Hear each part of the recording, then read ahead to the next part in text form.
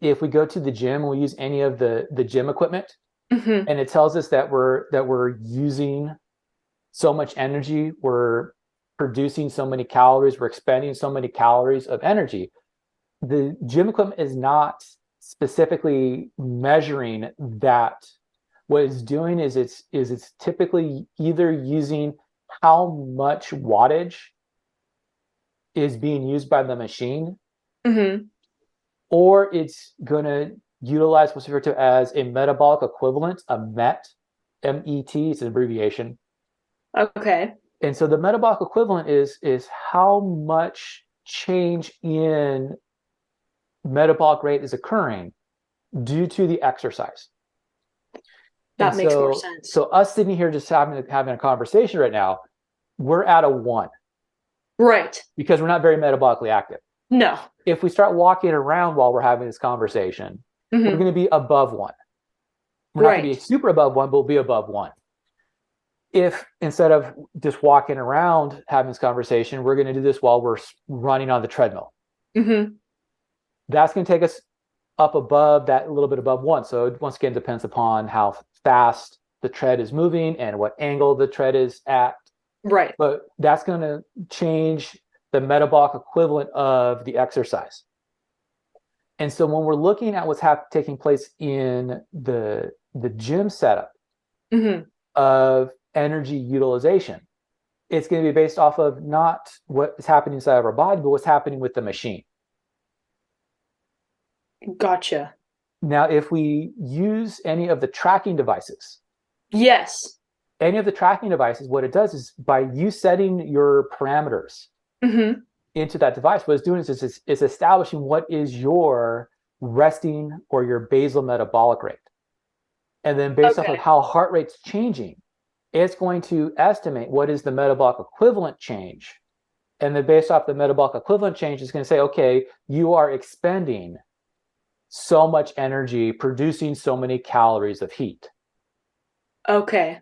So would you always call those accurate? Because I have one specifically, which I won't say, but I do have one with a set goal to meet every day.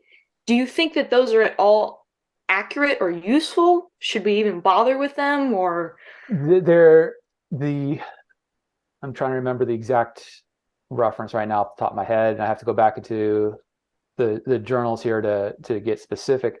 Mhm. The last time I read about reliability and validity of the trackers is Mhm. they're at about 80 to 85% accurate. Oh. And so if you're doing it for yourself, that's Mhm. fine because you're getting the same 80 to 85% every time. Right. But if you're going to do it for comparison to somebody else, it's not that that great in terms of the ability to measure how much energy is being used. If I want to compare what I'm doing to say what you're doing, expenditure, which kind of goes into this next question of like, what does the calorie issue mean about my metabolism? Mhm. Is that a lot of the models that we have for energy use is based off of the relationship between oxygen utilization and heart rate. And then Okay. based off the relationship between oxygen utilization and heart rate, we're able to have an estimated use of energy based off of how much fuel is being used. And so remember I talked about how we have the carbohydrates, the lipid metabolites, and the acid Yes. metabolites. Right. All of those are fuel sources for the Okay. body. And Yeah. body's going to use those fuel sources to make ATP. And based off of which fuel source is being used, we can estimate how much energy is being freed and thereby estimate how much energy is being used, whether I'm Okay. just sitting watching television or if I'm up running or lifting weights like I was earlier today. So if someone says, because I've heard this very commonly, that a certain amount of body fat, so the actual adipose tissue itself, is full of a certain amount of calories per, however much square inch or whatever Mhm. metric that they use. I have no idea. I've heard tons of people say that a certain amount of fat equals a certain amount of calories. Is that at all accurate? Because the way you're describing it, that sounds like they completely do not go together at all. Chemistry, yes. Chemistry, yes. Okay. Chemistry, yes. Physiology, no. Okay. If we look at it in terms of, and the unit that's usually used is going to be the imperial unit. So the imperial Okay. units are inches, pounds, feet, Yes. versus the metric unit, grams, kilograms, Right. meters, centimeters. Using the imperial unit, for every pound of lipid, Mm-hmm. there is approximately 3,500 kcal, 3,500 dietary calories. That's a lot. That if you think about that, that is a lot. Mm-hmm. But the problem is that if we actually look at it in terms of metabolism and metabolic rates, Mm-hmm. that 3,500 is actually somewhere in the neighborhood of about 37 to 3,800 Oh, kcal. And part of it has to do with what happens to metabolism based off of what you do dietarily, and what happens to metabolism based on what you do in terms of physical activity. okay. And so that's where it's as you get these responses all the time, yes but no. Right. When the answer comes, yes, correct, but not Kind of, always not correct. really. Yeah. And part of that has to do with the metabolic process and what calories do and what energy does, and what energy means in terms of metabolism, Mm-hmm. and in terms of what we usually reference as metabolic rate. And this is where we Right. have to do some defining here. So Right. metabolism is nothing more than a term that simply is how much chemistry is taking place in my body. Okay. And So that so, makes more sense. yeah. And so the easy definition that I like to use for metabolism is simply the sum of chemical reactions necessary to maintain homeostasis. Okay. The rate that those reactions take place is going to be dependent upon a whole bunch of other factors. Right. And so this goes into people saying, "Oh, I have a fast metabolism or I have a slow metabolism." We'll get Yeah. more detail into that here in a second. But the rate of metabolism can change. Okay. And we'll get into what that means in terms of fast and slow here in a second. So what are the things that are going to determine what rate my chemical reactions are going to take place? The chemical reactions are going to take place based off of 5 key factors here. And Okay. the 5 key factors that are going to determine the rate of energy use within my metabolism are going to be gender, age, body composition, activity level, and then what I like to term, and what a lot of people will term, health status. Okay. And so in these, there are things that we can change, and there's things that we cannot change. Right. And the reason why we have to put caveats on change and can't change is based off of what things are set in my anatomy and in my physiology, that no matter what I do will always be that. There.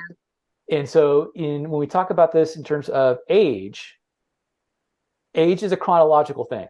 We can't Yeah. say, it's not like, oh, 40 is the new 20 in terms of Yeah. what people say.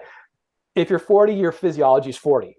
Now, Exactly. you may have some differences in terms of health status Mm-hmm. based off of how active you are, but your age is still 40, Exactly. even though you may metabolically function as someone in their 20s. Hmm. And that's because as we age, we have different cellular responses that are taking place, which means that I'm going to respond differently to all of the stresses surrounding my Exactly. homeostasis. Gender is the sociological term gender, even though we're going to reference the sex terms here, the biological Yes. sex terms, male, Right. female, Mm-hmm. as opposed to the gender terms man, woman. So Okay. and so and it's going to get into a problem that we have with these metabolic rate equations here in a second.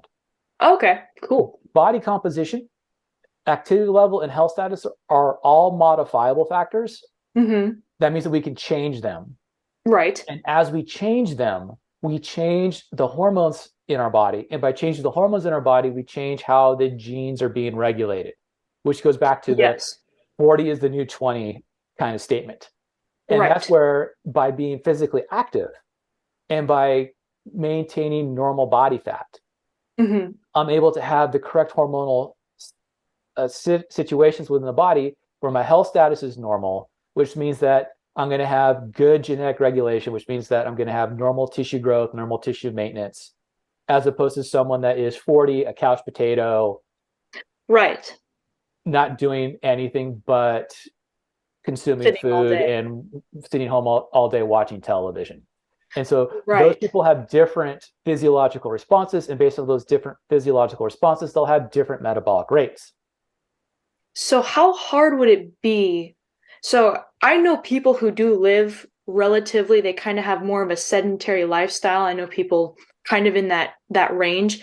Would you say that it's going to be more difficult for those people to change their homeostatic kind of baseline for losing weight than it would be for like someone like me who goes out and walks 5 miles a day? Is that going to be harder at first? No, at first it's No? going to be easier. Yeah, Really? yes, and it goes into a secondary discussion on issues as it relates to the myths and misconceptions that's out there. Because my homeostasis, if I'm a couch potato, is to be a couch potato, Mm-hmm. my responses to no longer being a couch potato will have a greater response to not being a couch potato than someone who is physically active already Wow. that then goes and does the same physical activity over and over and over again. Wow. And Okay. that's simply because we establish our response to whatever physical activity that I'm doing as my Mm-hmm. homeostasis. And so